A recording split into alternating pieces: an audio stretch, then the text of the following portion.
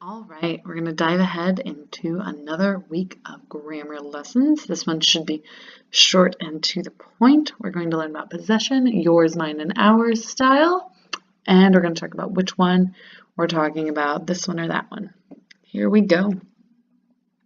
So, yours, mine, and ours. So if I'm talking about myself, I have things, right?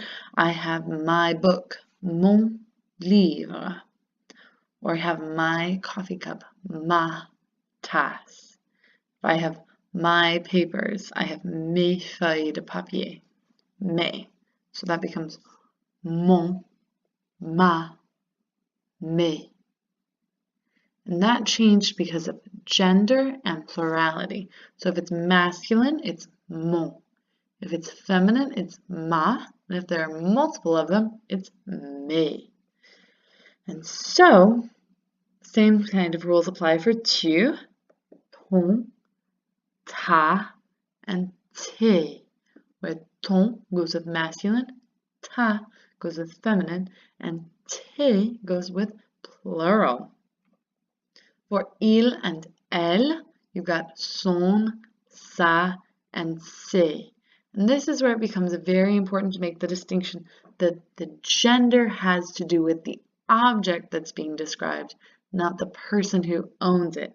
So as a woman, if I'm still talking about a book of mine, it's still mon livre. And if it was hers, it would still be son livre. Which comes out as very strange, but it's something to be pay careful attention to.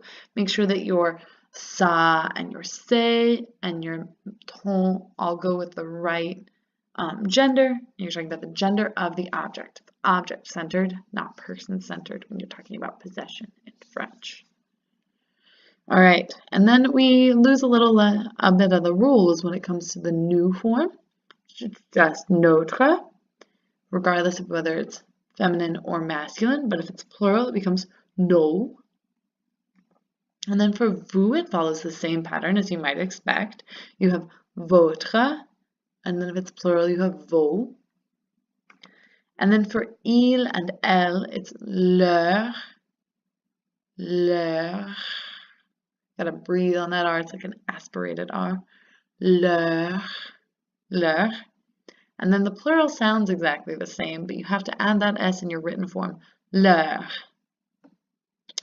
And so with those, the only thing you're really paying attention to is the number of items being described. You don't have to worry so much about the gender, but for the singular forms, the gender, and of course the gender does still match the object. And it's kind of weird, the number also matches the object. So if I alone have multiple books, I have to say mes livres, right? And so it would be the same way if you had multiple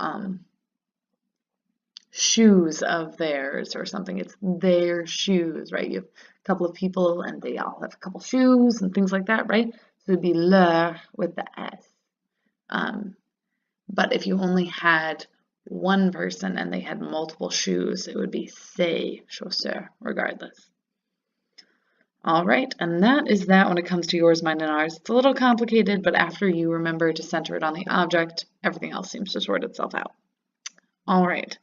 And we're talking about this one, not that one, but this one. And whenever you talk about this in French, it has a lot of agreements to be made. So if it's masculine, you just say ce.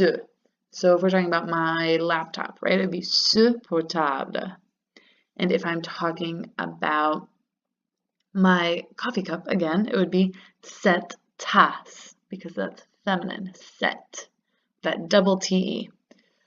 If it's a vowel, regardless of whether it's feminine or masculine, particularly if it is masculine, you have to add that T because otherwise it sounds off, right? Because ce homme, it makes a cacophony where the vowels are touching, and you know how the French feel about their vowels touching.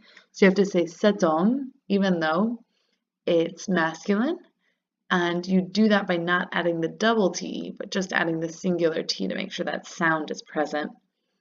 And not indicating that it's feminine. And then if you're talking about these books in front of me, they would be ces livres. And it doesn't matter whether it's masculine or feminine, it's just going to be c'est.